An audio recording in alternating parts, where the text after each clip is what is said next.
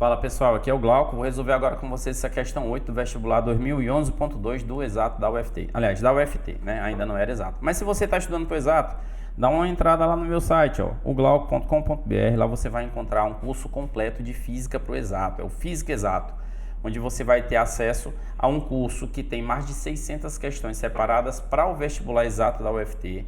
Você vai ter mais de 50 aulas de revisão, você vai ter aulões, você vai ter simulados específicos para o vestibular Exato da UFT.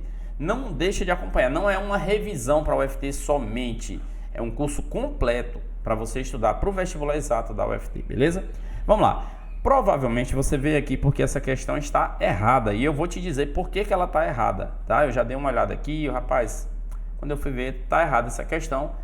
Eu lembro, na época, eu já era professor de pré-vestibular e eu fiz recurso para essa questão. Meus alunos entraram com recurso nessa questão e tiveram o recurso negado.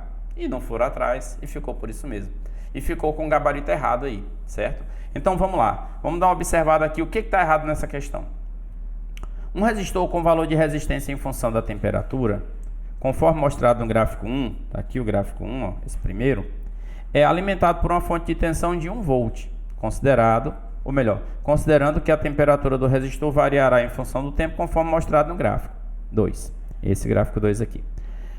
Então veja só, o que você tem? A resistência mudando de acordo com a temperatura. Se a temperatura aumentar, o que vai acontecer com a resistência? Ela aumenta no início e depois ela permanece elevada, né? Então a resistência com a temperatura, ela faz o que? Aumenta e permanece constante. E aqui no gráfico 2 fala o que? A temperatura faz o que? A temperatura aumenta linearmente com o que? Com o tempo. Então vamos analisar. À medida que o tempo passa, a temperatura aumenta. À medida que o tempo passa, a temperatura aumenta. E quando a temperatura aumenta, a resistência aumenta e depois permanece constante. Ou seja, com o passar do tempo, a resistência aumenta e depois permanece constante. O gráfico que melhor representa a corrente elétrica em função do tempo nesse circuito é qual? Bom, aí aqui nós temos as opções de gráfico para escolher a corrente. Como que calcula a corrente? Tensão dividido pela resistência. O que foi que aconteceu com a resistência ao longo do tempo?